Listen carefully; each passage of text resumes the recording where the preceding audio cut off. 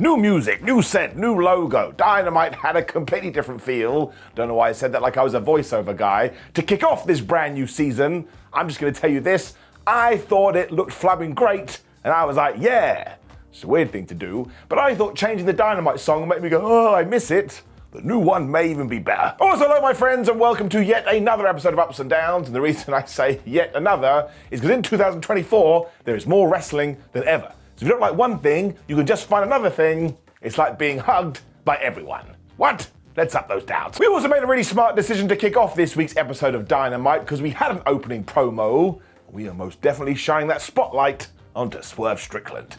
Good. Tony Schiavone was also asking the questions here, but Swerve wasn't happy at all. It was like, I said I was going to be a champion. 2 years when I debuted, I said I was going to be a champion. And look, here I stand, and I don't know whether you realize this, I'm not a champion. He then started to ponder that maybe, just maybe, this was karma for all the bad stuff he's done. I was a bit like, well, Swerve, you did break into somebody's gym and beat up an 18-year-old, and you tried to kidnap a kid.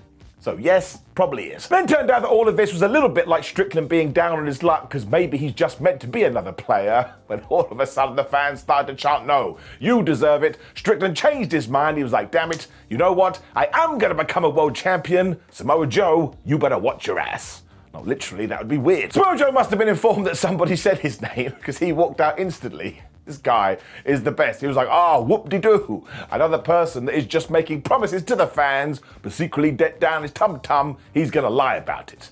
I love Samoa Joe. He also said that he doesn't care that it's Swerve's house because this is Joe's world. I was like, he's doing it again. When Swerve decided, wait a minute, it is a wrestling show, I'm gonna do that thing, because listen to me, Joe, we should fight tonight. It all then went proper Monday Night Raw as Adam Cole got wheeled out with the Undisputed Kingdom. It was like, let's just do a roll call quickly. Look at this guy, Roderick Strong, new international champion. Also, look at Matt Taven and Mike Bennett. They're the ROH tag team champions, and they're flabbing great. The only reason Samoa is still champion is because they allow it. And before long, do you know who's going to hold that belt? It's going to be Wardlow. Although nobody was tapping a fake watch. Strickland was so mad he got interrupted, he started firing shots. And even called Adam Cole the Claw from Inspector Gadget, so I was having the best time, when he also said, oh, but guess what's in my pocket? It's Britt Baker's second phone number.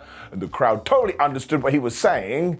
Once again, I was like, Swerve, remember that karma thing? Maybe don't do it. For some reason, Swerve then wanted to face Taven and Bennett with Samoa Joe, I guess because he was so wound up. And Adam Cole then also decided to do the thing. He goes, okay, fine. We will do that next week. When all of a sudden Tony Schiavone got up and went, nope, you won't. You do it right now. Tony Khan has made it official. I do admit it's kind of bonkers that Samoa Joe and Swerve Strickland would ever team up, but the way this was done, it was kind of like unexpected escalation, so I bought it. It actually did make sense, and then we got to the match, and do you know who it was all about? Swerve and Strickland. Now, some people will get mad about this because, of course, we do have some tag team champions who are taking on two random single stars, but sometimes you just have to do the right thing. The right thing at the moment is turning Strickland into this mega super baby face and just go listen to the crowd. It's totally working. Joe also dodged Taven straight away with a note because he wasn't mucking around. But you think Samoa, with his experience, would have known better than this because he started to pretend to be Swerve Strickland and doing his poses. But guess what Taven and Bennett did? They whooped him. Of course they did. All of this just meant, of course, that Swerve could be in the corner warming up his hand, and when Joe was ready, that's not true actually, Strickland just tagged himself in, but of course he was heated up, he went wild. Taven did try to stop the stomp, but he got thrown out of the ring, so Swerve was like, I'm going to do it anyway, when he basically hit the JML driver, 1, 2, 3. So like, oh my gosh, he destroyed those guys, but what did it make me do? Love Swerve Strickland. Wardlow also made sure to come back afterwards to stare at these guys, which means it is super serious.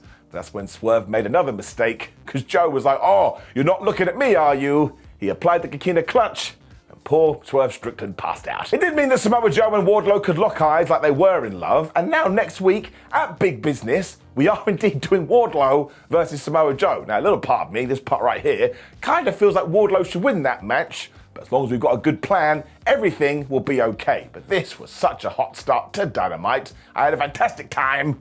But Cat then wanted to chat to Hook because he was going to be taking on Brian Cage later, when in walked none other than Christopher Jericho. And he talked about way back when he did indeed take on Father Taz in ECW, and even back then Jericho always felt like they had a connection. And now he also feels that way with Hook, because at Revolution, Hook could drop Chris Jericho right on his head. You made it funny. So all of this really did feel like Jericho was just trying to put his stamp of approval on Hook, which is going to tie into later. But actually, fair play to AEW, because ever since that Samoa Joe stuff, we have done whatever we had to do to keep Hook on TV. And now slowly but surely, he's becoming a bigger star.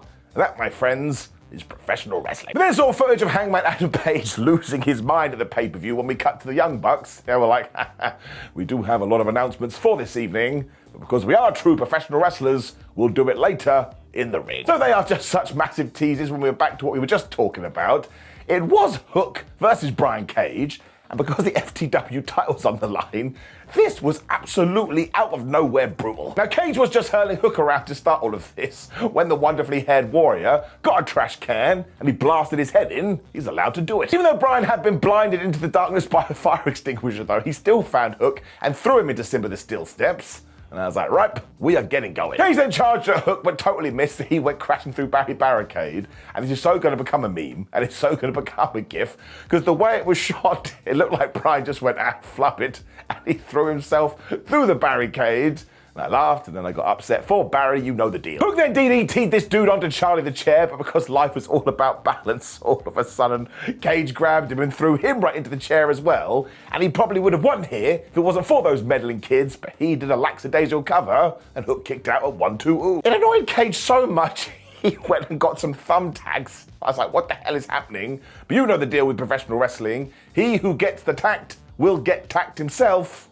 That's exactly what happened. Because Hook did indeed change the direction of travel, and he T-bone suplexed Brian right into these things when he applied the red rum. And you could just see what was going to happen here, but I was still freaking out. But Cage hurled Hook into the tacks. Because Hook is a crazy man, he wouldn't let go. Brian Cage passed out as they were rolling around in these pins.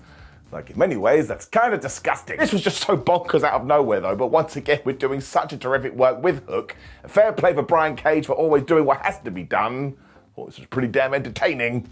The Gates of Agony were then out because they were sad about doors not being treated the right way, and yeah, this is when Chris Jericho made the save. So something is going on here, and I don't know what it is. Mostly because I don't write the show. It would be so goofy. We then learned that we are going to have a brand new tag team tournament to crown new tag team champions, because of course Sting and Darby Allin had to give up their belts. So always remember, in your own life, if you are looking for love, find someone who appreciates you as much as Tony Khan appreciates the tournament. This is when we cut to Randy, but Kate was chatting to the best friend, and she was like, oh, hi, Orange Cassidy. What are you going to do now you've lost the international title? He was like, well, I've got a backpack. I've got to put more gold in there. When Chucky T was like, I've got a great idea. I'm not cleared, but you're cleared, Orange, and so is Trent. Why don't you enter the tag team tournament and finally win the big one? So this is going to kick off on Rampage, and I kind of think Trent is going to turn heel here. I mean, it's been teased and teased and teased, and if it does cost the best friends the tag team championships, well, you can probably cry some water from your eyes. It's perfectly fine, my friends. We have tears for a reason. But they made sure to do an unexpected follow-up from the pay-per-view, but I was like, you damn right we should do this. I like the little things, but it was Killswitch versus Matt Menard. The Patriarchy were on commentary too, which did not bode well for Daddy Magic. And of course, because the dinosaur had absolutely wrecked Matthew at the pay-per-view, he had tape around his ribs. I was like, well, yes, of course you would do that. Some paper around your tum-tum area. What could possibly go wrong? Menard's big plan as well was just to run at this guy. And I was like, listen, Matt, come here a second. That would be fine if he was a human, but you know he's not. He's a flipping dinosaur. I think Menard even spat at him at one point, which is a terrible idea, which is when Killswitch just got pissed off and essentially hit him with a bunch of lariats and pinned him in a relatively quick time. This is when I became quite the historian, because I was like, well, I bet that's how a T-Rex would win a match. Clotheslines. Of course, Christian and his crew jumped this guy afterwards like he hadn't had enough. And even though Daniel Garcia tried to make the save, I was like, Dan, you're having a great time at the moment, but you've got to do the wrestling maths. You're quite clearly outnumbered. Got murked. He also got hit with the Wayne's World, but this was all a setup, because as the Patriarchy were leaving, who just appeared from nowhere? It was the returning Adam Copeland. My word, he's pissed. But he just threw Killswitch off the stage as he started to choke out Nick Wayne, which was doubly funny because he did this right in front of his mother. When all of a sudden Shayna Wayne was going to boot him right in the balls, he grabbed that and he was like, nope, when he quite literally chased Christian out of the arena. Can't help it, I laughed. He also then looked into the camera lens like I'm doing now, and he said, 2 weeks, Christian, in Toronto. The TNT title is going to be on the line, and it's the last match between us, and therefore, dun dun dun, it's going to be an I Quit match. It just means that Dynamite is totally rammed throughout March, because of course in 7 days' time we also have Big Business. And I think AEW is going to be cooking something here. And either way, I am ready to eat it up. But was then earning her paycheck because she was talking to Kyle O'Reilly. And this guy, man, my word, he was just talking about the fact he never thought he was going to be able to return to professional wrestling. So the fact that he did do this at Revolution and got the reaction he did, warm and fuzzy in his tum-tum. He also made sure to point out that he massively respects the Undisputed Kingdom, but all things considered, he must walk his own path. So one of two things is going to happen. He's lying to us, that's happened many a time before. Or two, Roderick Strong isn't going to like this, he'll turn on Kyle, but that means we get that feud. And do you know how good those matches are going to be? The answer is, very good. We then just got this amazing video for Sting's retirement, and I'm still not over it. I genuinely think it could be one of the best things wrestling has ever done, when out came none other than the Young Bucks. Tony Schiavone instantly reminded them that they did get their asses whipped at the pay-per-view, and they were like, look, we're past that now, and we have decided that was all shenanigans anyway, so we still want to go after the tag team titles. I tell you, they are really, really falling into this role. I think it's really good. They're also a bit annoyed at Sting because they think he cheated, which really made me giggle. When they got into their announcements, the first one being that Hangman Adam Page is suspended without pay because one, he attacked all the referees at Revolution, and two, they just don't want him in the Elite anymore. Ruh-roh. They then continued this chaos because they turned their attention to Kenny Omega. They were like, where's Ken? He ain't turning up for any of his announcements anymore. So you know what? You're out the Elite too, and you're suspended. And that was it for me. This was the moment I was like, this is the greatest gimmick ever. I suppose this was too much for Eddie Kingston, who marched to the ring, as Nicholas Jackson was like, you better watch your language, otherwise we'll fine you. And honestly, I need this fining thing to go on forever. Just continue to threat everyone with giving them a fine. Bless Eddie though, as he just threw cash at these guys and called them bitches. It's like, man, you really are the best babyface ever, but you also kind of scare me. Nicholas wanted to calm him down, but of course this was a trick, so instantly they hit him in the balls. But just when they were gonna hit the EVP trigger, do you know what happened? The coin dropped. That's right, Okada made his proper debut at AEW. I was a bit confused, because this crowd went crazy, and everyone keeps telling me, nobody knows who Okada is. Now, if you had told me this idea on paper, I would have been a bit like, I don't know, man, that doesn't sound all that good. But in practice, I am giving All Elite Wrestling a round of applause till the end of days. This flubbing rules. Because even though it looked like he was going to help Eddie Kingston, instead he hugged him and he turned it into the Rainmaker before he posed with the Young Bucks in this amazing suit, and Okada has this wonderful shib-eating grin, and he has officially joined the Elite. Ooh la lally. He also wants a shot at the Continental title, so now we're going to do Okada versus Eddie Kingston at Dynasty. And listen, to all those people worrying, Okada's not going to be able to do weekly American TV. Well, he just did one episode and he knocked it out the park. These three look so good together, and of course they have chemistry and a friendship in real life. I didn't think I would be this excited about the debut, in the sense I was already excited, but AEW went left when I thought they were going to get right, but going left was totally the right way. I am giving this an up. You should go and watch this. It's professional wrestling and sports entertainment done right. We then had another good match, which was Riho versus Kris Statlander. And obviously this was power versus speed. Both are equally impressive when it comes to these though, so I was having a great old time. And of course, Willow Nightingale and Stokely Hathaway are on the outside. As we know, Stokes is bad news. Kris got a bit annoyed at one point, so she started doing a bear hug, and we could use more of those. And when Riho tried to do a crossbody, Statlander just caught her, threw her into the floor. It just meant that Riho had to fight from underneath, and she's so good at that. And this double stomp she hit, when I say that, she tried to hit the double stomp, but once again, Kris Statlander was like, I don't want your feet on me. So once again, she went to town. Riho then hit this amazing dragon suplex for a 1-2-oo, so Kris Statlander hit a bomb of power for a 1-2-oo. And these two guys just went back and forth and back and forth. It was a rollicking good time. Sadly though, this is when Stokely Hathaway went Britney Spears, because he did it again, because he had that damn chain, and he put it on the ring like, Kris, I think you should use this. Now thankfully Statlander got it and threw it away. She's like, I don't want none of your shenanigans. Now Statlander was still in control at this point, but you know the deal. Anything like that in the world of professional wrestling counts as a distraction. So after a little bit more you hit me, I hit you, Riho hit the most devastating move in all of sports entertainment, surprise roll up, and got the 1-2-3.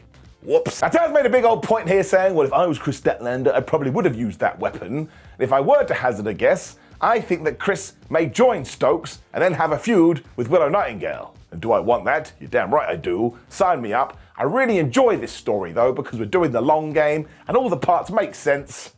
Give it an up. When we had a Toni Storm interview, and I was so excited, because come Rampage, she is going to do the first Tony Awards. You get the joke here, but man, am I here for it. She also gave Mariah May her first shirt, which of course is Mariah dressed up as Toni Storm from the pay-per-view. Although she was very nice, she's like, don't worry, my girl, you will get a percentage of the profits. It all led to them leaving and Mariah doing the big watch for the shoe line. So maybe they are back on the same page here, at least for a few weeks. Then they're most definitely going to fall out again. Then had another skit with Willow Nightingale, Stokely Hathaway and Kris Statlander, and it was Stokes saying, look, once again, I am sorry for what I did do, but for the love of everything, would you just cheat? This is when we learned that it's going to be Willow versus Riho next week, because Nightingale needs a win so she can go after the TBS title, when she told Hathaway, I don't want any of your nonsense. So once again, you could see what's happening here. We are moving the chess pieces. We then made sure to do a big old segment in the ring with Darby Allin. And I thought this was much needed, and I thought this was much good. Darby was just telling us he can't believe how far he has come, because 4 years ago he was homeless, and now look at him. And also, if nothing else, he's just really going to miss Sting. That's why he's not going to enter the tag title tournament. He can't do this without his fake dad. I actually thought this was a little bit sad. He also talked about the fact that he's facing Jay White next week, and that he is climbing Mount Everest, and that he could die. And honestly, he said this, and he totally means it. I freaked out a bit. I was like, Darby Allin, please don't die. I mean, mostly because you seem like a nice human being, but also you're a great wrestler. It's all there for you. This is when Jay White interrupted. Of course, he pretended. He was like, oh man, what you did with Sting was so good. Well, he was like, actually, no. I heard about that glass spot, and you're an idiot because you left Sting to fight for himself. Also, nah, I didn't really watch it. Man, do I love Jay White. He also said it's really sad to see what Darby is now because he's like a lost little puppy. And given everything he has been through, if he just wants to take the L next week without having a fight, everybody will understand. Because also, if he gets in the ring with Jay, well, he's going to do things twice as bad. Like, oh my gosh, he's not. Alan then laughed at him because he went and won world titles all over the world before he came to AEW and started playing with cardboard. So that is kind of technically true. And if he wants to prove how good he is, well, next week, why doesn't he fight Darby alone? Why they tried to attack Darby, because of course that is what he'd do, when Allin got the bat and kind of held it to his neck like a crazy person. Now look, given that Darby Allin is about to climb Mount Everest, what a sentence, Jay White is going to win here. But if we can give Jay White a little bit more edge, not Adam Copeland, I think this will work out very well. Either way, if the idea of Sting retiring was to turn Darby Allin into a bigger star, well, mission accomplished. He felt like a mega babyface here. Give it up. Julia Hart and Sky Blue were then yelling at Willow and Kris because they don't like them. And they also said, come this weekend, we're going to do an open challenge for this TBS title. Don't know where that's going. I'll have to tune in. We also then cut to the House of Black. And my word, they said, Mark Briscoe, we're going to fight fire with fire. And I think they do mean literally, because don't forget last week, Mark did try to set fire to Buddy Matthews. That's a real thing. Malachi then stated the pain that Briscoe is going to feel will be 10 times worse than anything, when Brody King was like, oh yeah, you also need to tell us who your two partners are going to be, so I need to build either one grave or three. And I was like, that is the most flubbed up line I've ever heard. Julia Hart then sang Ring of Fire by Johnny Cash. I was like, man, someone's actually going to be set on fire. When we cut to Mark Briscoe, he's like, man, I don't care about any of this. I'm going to fight them by myself. I was like, Mark, no, please. But then so bizarre because Jay Lethal walked in. And Mark Briscoe instantly was like, look, you're all right, but not Jeff Jarrett. When Lethal was like, no, it is going to be Double J. So who had that on their bingo card? And I swear, if they are fighting on Collision and it ends with Mark Briscoe, Jay Lethal and Jeff Jarrett getting set on fire, I'm going home. I'm never coming back. This is when we did get to our main event, which was Will Ospreay versus Carl Fletcher.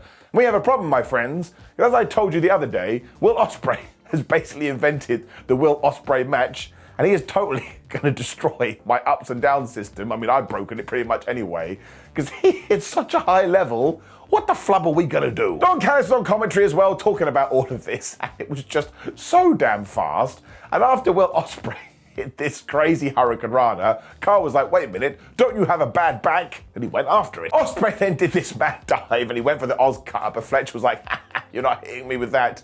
When he hit this crazy brainbuster for a 1-2-ooh, why are you listening to me right now? Just go and watch this, it's amazing. They also then shook hands to remind you they are still friends when they started to chop each other, when these mofos were even doing fake outs. They were doing feigns. It's like, listen, if you're into real sports, right here. As well as crazy, wazy, flippy-dippy-doodah stuff. Will then countered a powerbomb into a TDT and went for the hidden blade, but Carl was like, no, I don't want to get hit with that. When Will somehow got out of a tombstone and he had Oz Cutter on the apron. And I'm sorry, that was the ring apron. It's the hardest part of the ring. And then went completely nutty as well because Fletcher just crumpled on a heap on the floor because he was getting his ass kicked when we got the most bonkers Poison Rana I'd ever seen. I had to go lay down at this point. I was like, this is happening on a free episode of Dynamite. What on earth is next? But it turned out there was Fletcher reversing a Stormbreaker into his own sit-out bomb for another 1-2-ooh. And while I never believed that Carl Fletcher was going to win here, because that would have been dumb, holy crap, have we moved Carl up to another level? This guy is amazing. Will then hit the hidden blade for a 1-2-ooh, and the fans couldn't believe that, so they lost their mind. This is when Carl was like, you know what, I'm done. Put me out of my misery, Mr. Will Ospreay. So he hit the worst but best hidden blade you've ever seen, and he pinned him for the 1-2-3. Now, as ever with a William Ospreay match, I have not done it justice because it's not possible. You'd have to get some kind of alien with extra words to justify all this, but it's so damn good. It was an amazing main event, and even if you don't like this kind of thing, you should probably watch it anyway. It is getting a huge up. Dynamite then ended absolutely amazingly as well, as you can tell from my counters, and I totally believe this, so don't come at me, man, I don't even care, because Bryan Danielson walked out to stare at Will Ospreay, which probably means at Dynasty. We are getting those two going at it. And we're getting Okada versus Eddie Kingston. It's absolutely nuts. It's absolutely ridiculous. And Bryan Danielson versus Will Ospreay is a match I've wanted for ages. I'm not going to give it an up or down because that would be ridiculous. But am I excited? You bet your pants. So yes, I'm not going to lie to you. Given that AEW did change their presentation, they probably did have to come out and hit a home run. And my word, did they. This 2 hours just flew by. And again, I don't understand what Will Ospreay's going to do to top himself. But you know that he will. Let's get it up. Now please do click the video on the screen, which is ups and downs from Monday Night Raw, to enjoy all my professional wrestling musings, and they're all dumb, so you can get mad at me. Like the video, share the video, and subscribe. Go and have a wonderful day. Watch that Will Ospreay match. How is he so good? I'm going to ponder this for the next 24 hours. See you soon.